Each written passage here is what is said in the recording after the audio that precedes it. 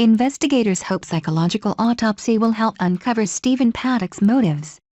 Few answers have emerged into Las Vegas gunman Stephen Paddock's motives, but investigators are hopeful that a psychological autopsy could help them make sense of the merciless massacre. FBI Deputy Director Andrew McCabe said Wednesday it's a surprise that a motive still hasn't turned up for why Paddock shot hundreds of bullets at a crowd, killing at least 58 people. "Those are the questions obviously that we are focused on right now," McCabe said. "This individual didn't leave the sort of immediate thumbprints you find on these kinds of attacks." Investigators will likely look at factors in Paddock's life that could have driven him to fire on the crowd Sunday night, said former federal agents who build profiles on assailants. "We've got to look into his background," said Gregory Vicky, assistant professor of criminal justice with Missouri Western State University in St. Joseph, Missouri. "Where are the problems? Look for the losses in his life." Paddock fatally shot himself in the head before cops broke into his 32nd-floor hotel room at the Mandalay Bay Resort and Casino, where he fired onto the crowd.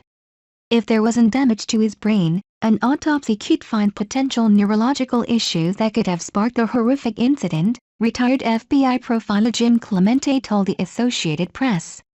"A physical autopsy is just one spoke in the investigation's wheel, however. A psychological autopsy looking at mental health history, any substance problems, run-ins with the law, could also play a role in the investigation. Medical examiners rely on it when there are questions about the events which led up to the death," Jim McCauley, Associate Director of the Riverside Trauma Center in Needham, Massachusetts, told the Daily News in an email. "There is an attempt to understand the state of mind of the deceased during the days and weeks leading up to the event. It can also include interviews with loved ones, doctors and co-workers to weed out any warning signs," he added. The practice is commonly used in suicide and murder-suicide investigations. In the Las Vegas case, Clemente noted Paddock's father was a bank robber sought by the FBI during the 1960s. The father was also certified as a psychopath. "The genetics load the gun, personality and psychology aim it, and experiences pull the trigger, typically," Clemente told the AP.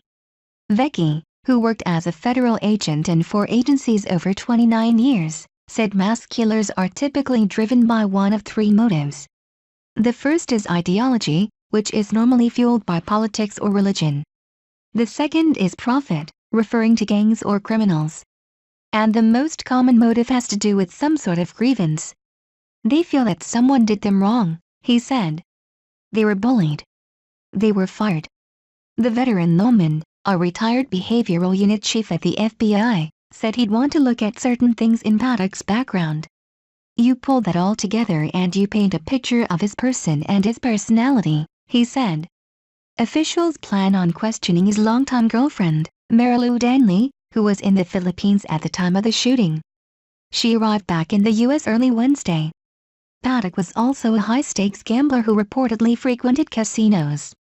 The 64-year-old gunman's brother, Eric, said his brother wasn't part of any cause. "No affiliation, no religion, no politics. He never cared about any of that stuff," he said at his home in Florida. Experts consider Paddock's situation to be unique. The attack didn't seem personal because he shot at the crowd from nearly 1,200 above, Vecchi noted. Investigators will likely put the profile they build on Paddock into a database to see if it matches with the actions of past attackers, he added. "If it does," he said, "it supports patterns of mass attackers." Should Paddock turn out to be an outlier, Vecchi said, it would become infinitely tougher to take away any conclusions that could help predict future actions of this nature. Paddock isn't known to have left behind any sort of note or explanation on why he made the attack, leaving few breadcrumbs to his motive. "There's all kinds of things that surprise us on these kinds of events. That's the one on this one," McCabe said of the lack of motive.